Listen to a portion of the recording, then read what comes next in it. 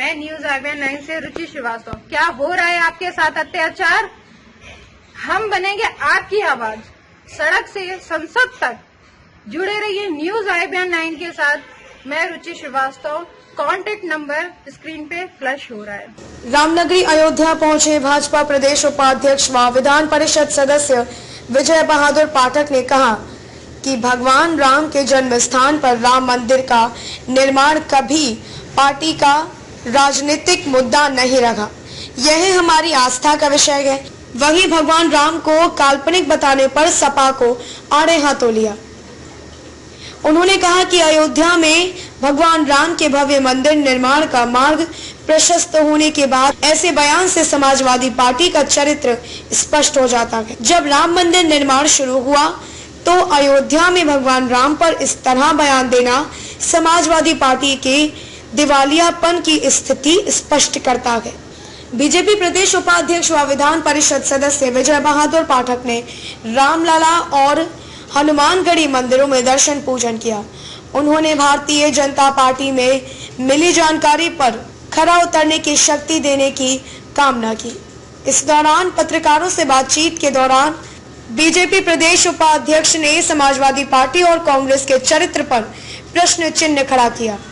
भगवान राम को काल्पनिक बताने पर उन्होंने कहा कि भारतीय जनता पार्टी का राम जन्मभूमि पर मंदिर निर्माण कभी राजनीतिक मुद्दा नहीं रखा। रामलला के जन्म स्थान पर मंदिर निर्माण हमारी आस्था का विषय है। भव्य राम मंदिर निर्माण का मार्ग प्रशस्त होने पर भगवान राम को काल्पनिक बताना समाजवादी पार्टी और उनके नेताओं के दिवालियापन को प्रदर्शित करता है। वहीं ब्राह्मणवाद के आरोप पर उन्होंने कहा कि लोगों को धर्म के आधार पर बांटकर राजनीति करने वालों का कभी भला नहीं होने वाला है। बीजेपी प्रदेश उपाध्यक्ष में कांग्रेस पर भी निशाना साधा। उन्होंने कहा कि कांग्रेस दोहरे चरित्र पर जी रही है। आंदोलनों के बहाने वह विभागों से पैसा वसूलने का काम करती है। जम्मू कश्मीर से 35A और 370 हटाने पर कांग्रेस में स्थानीय लोगों के साथ मिलकर एक्ट की वापसी की योजना बनाई थी। कांग्रेस नैतिकता का पालन नहीं कर रही है।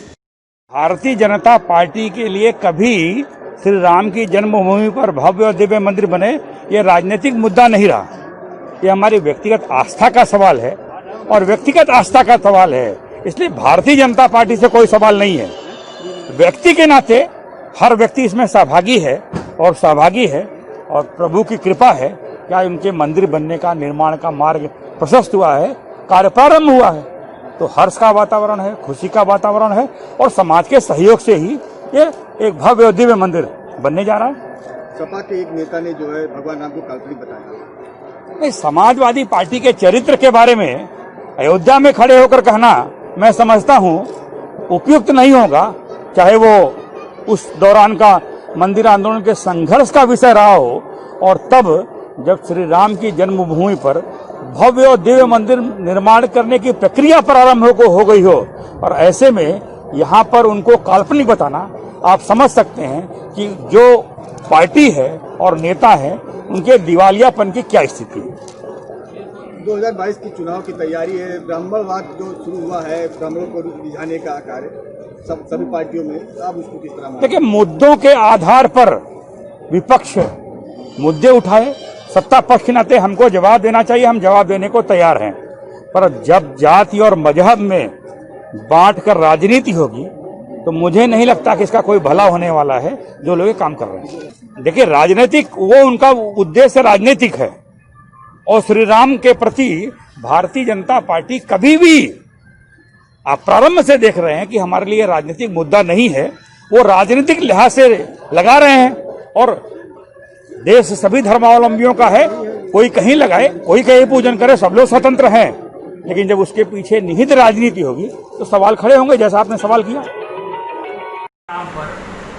वसूली में जुटे, सबने देखा कि आगरा में टोरेंट कंपनी है बिजली की, उस बिजली की टोरेंट कंपनी से कांग्रेस पार्टी के नेता ने बाकायदे उनका ऑडियो वायरल हुआ कि उन्होंने कहा कि पैसा दीजिए, महीना बाद दिए। वहाँ कांग्रेस पार्टी उनके खिलाफ आंदोलन कर रही थी और उस आंदोलन की वापसी के लिए उन्होंने कहा कि आप पैसा दीजिए, महीना दीजिए, तो हम आपके खिलाफ धरना प्रदर्शन नहीं करेंगे। तो उत्तर प्रदेश में आंदोलनों के बहाने कांग्रेस पार्टी धन वसूली में जुटी है। कांग्रेस दोहरी चरित्र में जी रही है कि पूरे देश ने 370 35 को लेकर समर्थन किया, तो जम्मू और कश्मीर में वहां के क्षेत्रीय दलों के साथ कांग्रेस पार्टी तालमेल करके 370 के वापसी की बात कर रही है। तो यह कांग्रेस पार्टी का चरित्र है और उत्तर प्रदेश में वो योगी सरकार को कटघरे में खड़ा करते हैं। कटघरे में केवल प्रियंका गांधी और कांग्रेस पार्टी योगी सरकार को इसलिए कर रही है कि वो इस बहाने आंदोलन करे, प्रदर्शन करे और वसूली करे। इसका आगरा में प्रत्यक्ष परिणाम जाहिर है। यह परिस्थिति है। लगातार योगी सरकार जनहित के काम कर रही है, विकास की योजनाओं को कोरोना चढ़ा रही है और उत्तर प्रदेश में जो विपक्ष है वो केवल और केवल सरकार पर सवाल खड़े कर रहा है। हम भी विपक्ष में थे जब बाढ़ जैसी आपदा आई, तो भारतीय जनता पार्टी ने अपने कार्यकर्ताओं को कहा कि बाढ़ में जनता का सहयोग करें। विपक्ष के लोग जा तो रहे हैं लेकिन केवल सरकार के कामकाज पर सवाल कर रहे हैं। राजनीतिक दल के नाते विपक्ष का काम है कि सत्ता पक्ष को घेरे और सत्ता पक्ष जवाब दे, लेकिन जो उनकी नैतिक जिम्मेदारी है उन नैतिक जिम्मेदारियों का निर्वहन कांग्रेस पार्टी नहीं कर रही है। जहाँ तक आपने ब्राह्मण पॉलिटिक्स और उसकी बात की है, तो देखिए कुल मिलाकर के लोग जाति और मजहब के नाम पर उत्तर प्रदेश में एक सियासी वितंडावाद खड़ा करना चाहते हैं।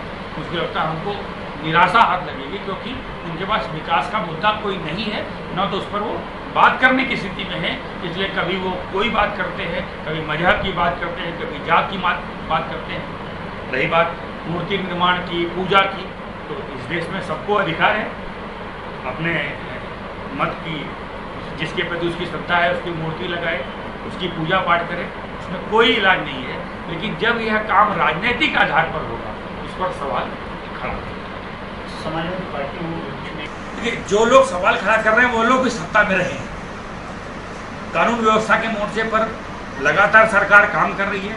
अपराध और अपराध पर होने वाले सरकार की कार्रवाई, दोनों का आकलन यदि आप करते हैं तो आपको लगता है कि प्रोएक्टिव होकर सरकार काम करती है। जैसे सूचना आती है वैसे उस पर कार्रवाई होती है, मुलजिम पकड़े जाते हैं, अपराध पर नियंत्रण की कार्रवाई होती है।